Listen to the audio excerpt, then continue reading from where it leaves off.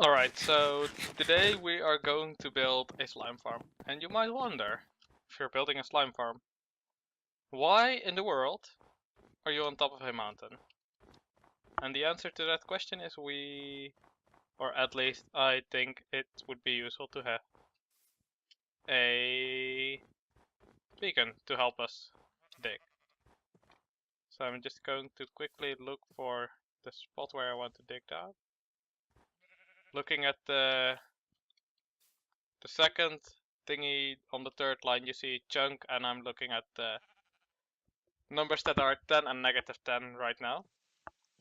So that means we're on the right spot.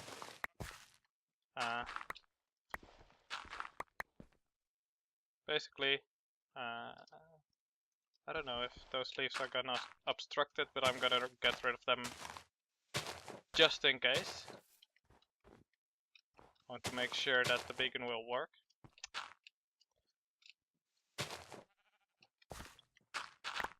So I've got two chunks next to each other. I picked them out. There's this chunk and the chunk in that direction, I think. That's north, right? Yeah, that's north. In the north of us. There's going to be another chunk.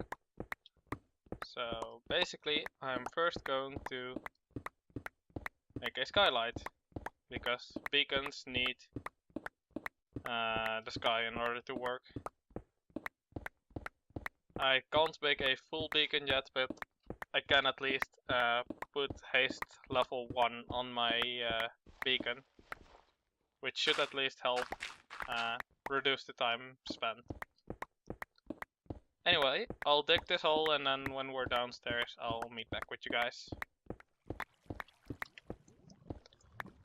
Alright, we're almost there. I just came through a ravine. Had to drop down with some water.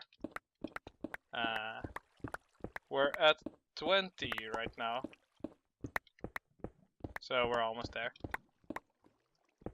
There we go. I had dug from below a little bit so that I knew where our cave system was and it would all be easy to connect. So the first thing we're gonna do is build a little base of operations. Because of course we need chests and things.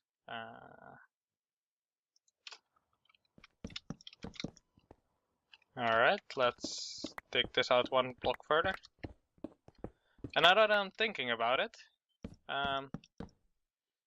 maybe it wasn't such a bright idea to make the beacon right in this corner. But oh well, we're gonna have to live with it. Right, so let's start off by placing our 9x9, I guess. Then we'll see how much more we can do. I have not calculated anything about this, but I think I should be able to do 2 layers, so it's at least a decent size. Decent enough for what we're gonna do today anyway. This is not going to be a permanent beacon, so I don't mind if it's not huge, you know.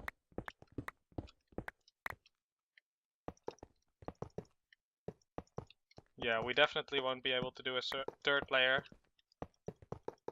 but this is fine.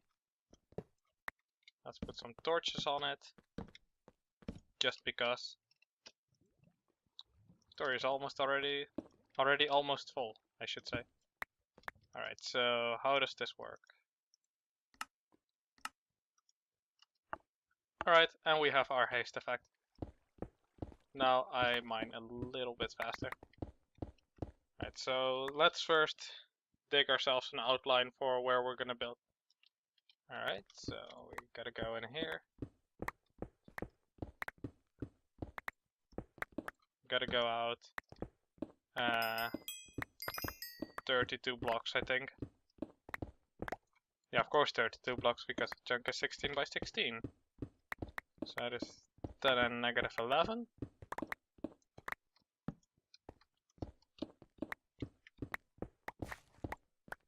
One more block, I think. And then this should be the next chunk. Yeah, alright. Then we'll do the same thing over here. And then I'll meet back with you guys in a little bit, once I've dug some area out.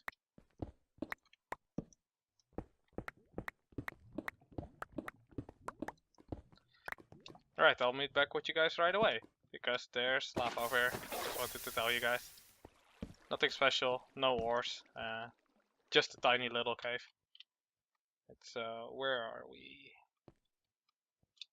Right, this is 11, 11, and this is 10, negative 11.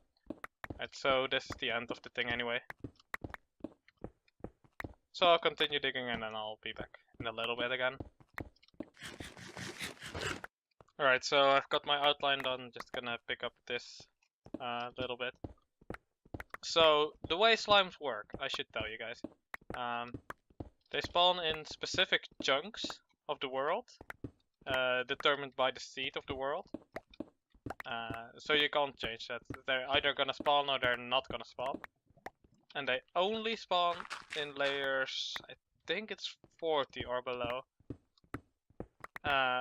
Very far down anyway. So, what you want to do, once you've discovered one of the chunks, or there's tools on the internet which do it automatically, what you want to do with them is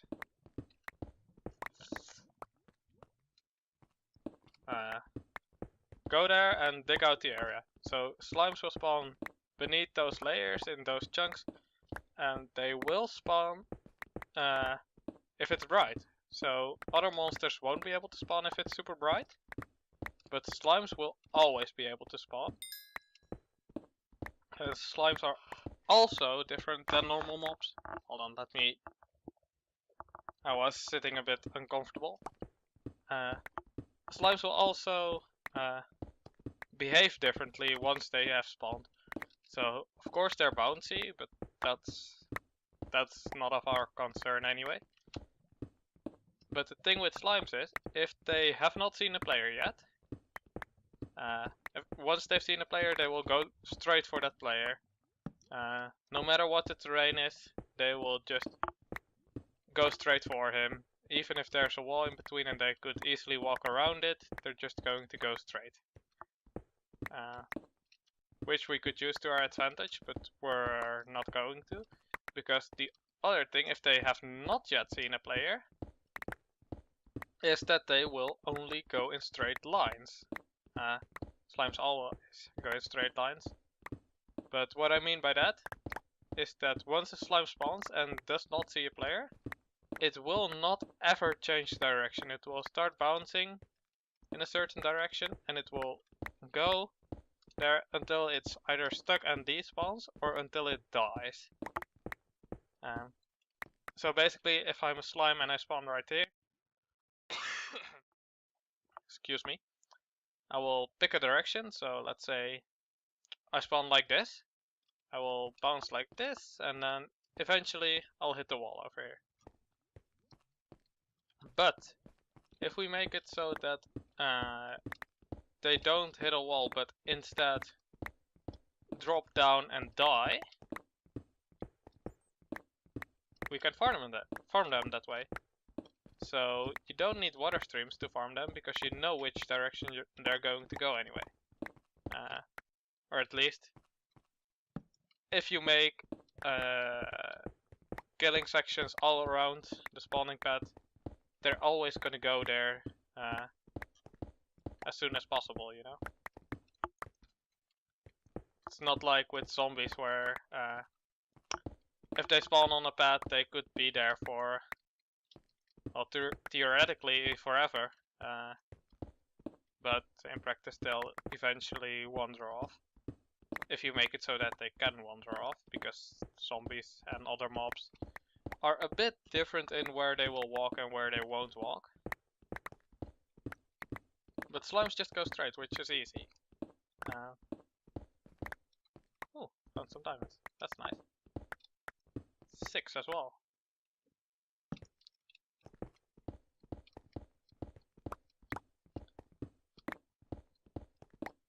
So anyway, we can use that to our advantage by making spawning paths for them.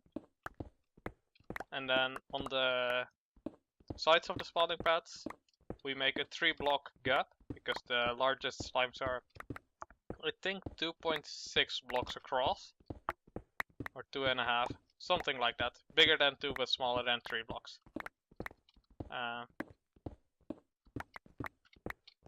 So we'll need a 3-block gap all around our spawning pads, and then at the bottom we're going to collect them. Then maybe we could do some fun stuff with the slimes. Slimes are always cool to look at, so maybe we could do something where we catch them and then put them on display somewhere. Because slimes are fairly easy to sort, because the little ones are 1 block, the medium ones are 2 blocks, and the big ones are 3 blocks. Or at least, if you make holes that size, they will fall into their specific slots, which you can use to sort them. Anyway, I'll continue digging this out, and if I see something special, I'll meet back with you guys.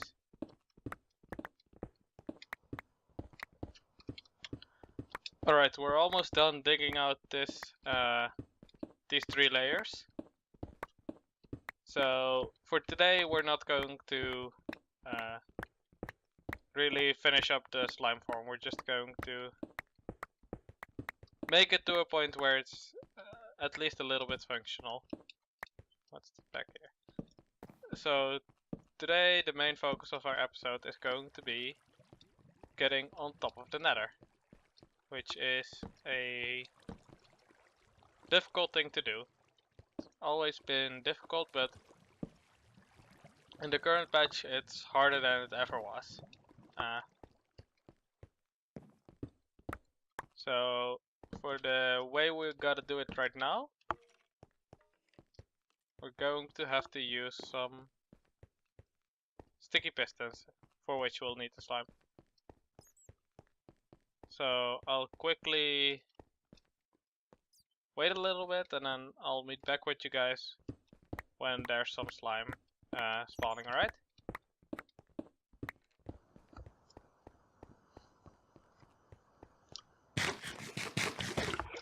Alright, let's look to see if we got any slime. Been AFK for a little bit. And there we go, our very first slime. Right, we've got 3 slime balls. I only needed 2 for the planning. I also dug out this little area, but it's whatever. Whatever, I'll leave it there.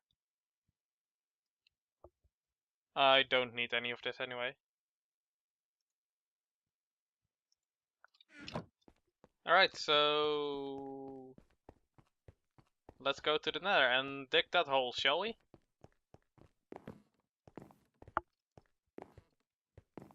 Alright, so in order to get onto the roof, first we're going to have to use minecarts. You could use ender pearls, but seeing as we don't really have those yet,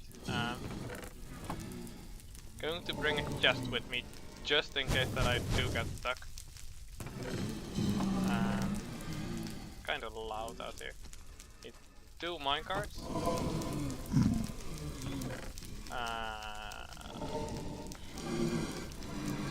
Some of this. Darn, I need more obsidian. Actually, I don't really need obsidian, I just need blocks, I guess. Alright, don't need that, don't need that. I do need more repeaters though. Alright, I'll just go back to the main world real quickly, and then I'll meet back with you guys when I've got all the stuff. Alright, so I believe and I hope I've gotten everything I need. Got a workbench just in case I forgot to craft something. They're going to go up here. I placed some stairs down already. We're going to guess right down this coordinate we're looking at. So at the bottom of the thing it says looking at, and it says a whole bunch of things, and then hold on 1 second. I'm gonna grab a pencil real quick, and I'm gonna write this down. Right. 174 127 14. Alright, that's very important. That's gonna be the block we're going to remove. But first we gotta get on top of that block. So how we're gonna do that is we're going to go over here. One block up again. And you see this over here? There's gonna be a bedrock block over there, and it's surrounded by all bedrock except on one side. The block above it is at 127 as well. So what we're going to do is we're going to place a minecart, and we're going to hop in it and hop out of it. Then we're going to be stuck in that block. If everything is right. Right, and now if we jump, we can do this. And we're on top of the nether. Alright. Let's make a screenshot of this. Alright, now we're going to look for the block I've just written down. Oops, made another screenshot. Alright, 174. It's over here. And then 14. Alright, it's this block. Let's double and triple check that, because I've only got... Wait, I think I have 2 attempts at this. Yes, maybe 3 attempts. Right, so this block, right? Alright. First thing we're going to do is place down 2 pistons like... let's do it the other way around. 2 pistons like this. Doesn't matter the orientation as long as they're like that. Then we're going to workbench. Going to... This is not really a tutorial, but I'm gonna show you how it's done anyway. We're going to put that. Then we're going to take an activator rail. We're going 1, 2, 3, 4 blocks out, like this. Then we're going to put obsidian on this side and then along here until the piston. We'll take our repeaters. Let's go 1, 2, 3, 4, 5. And 1, 2, 3, 4, 5. Alright. And put them all at full delay.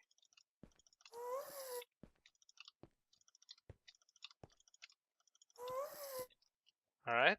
Then we'll put our lever on there. We'll put a block there, and a redstone dust in between. Actually, let's use a cobblestone block for that. Just so we know to keep it. This is an activator rail. I think this should be good. Going to flip the lever.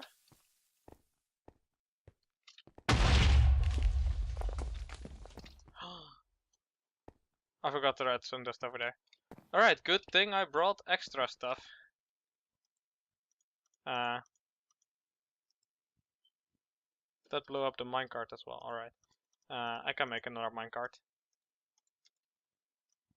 Phew, I almost messed it up. Good thing we've got extras. Alright. Do not forget the redstone dust, guys. Very important.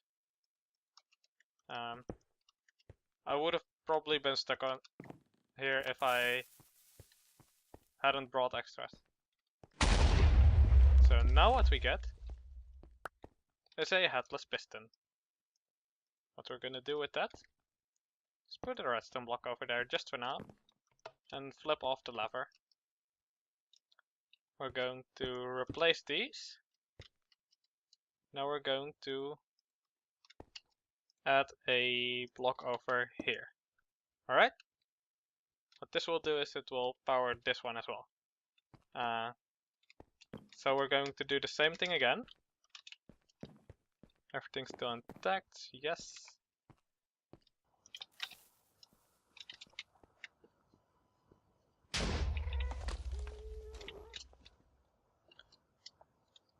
Alright, so now that we've got 2 headless pistons, let's grab another redstone block and some cobblestone and do the same thing to this one as well. Now we can get rid of this,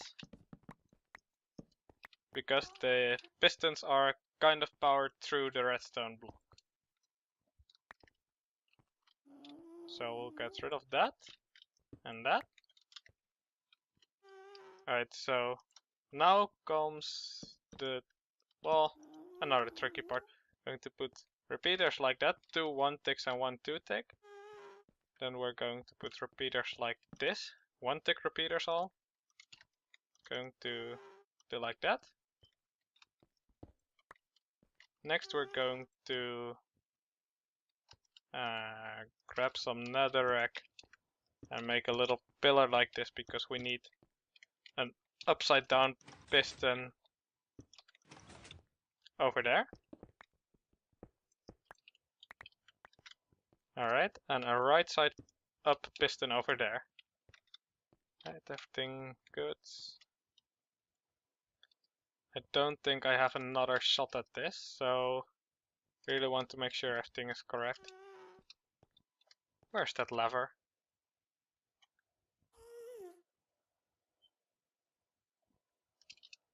Alright, I'll just go grab this lever. But seriously, where is the lever? It's not in my inventory. Huh. Maybe it's on an invisible block? No? Anyway, you're going to put the lever over here. That's gonna do is... I think we need to get rid of that block first. Is it's going to extend that piston. Now we're going to get rid of the redstone blocks. And retract it, and it did something weird, right? One of the pistons disappeared, and this one's right side up, and the bedrock is gone. Yes, I did it! First try! I'm very happy with that. You might think it's easy, but it's a lot of steps, and if you mess up even one of them, you're stuck up there. Right, so basically that's all I wanted to do for now. In the future we'll make a zombie pigman farm up there, a gold farm, because why not? No, we're going to put it up there because it's more efficient if it's up there. Why is it more efficient if it's up there? Well, there aren't any places that monsters can spawn anywhere else if you're up there. If you go really high up, no monsters can spawn near you. He's too close to the zombie pigman, I don't like that.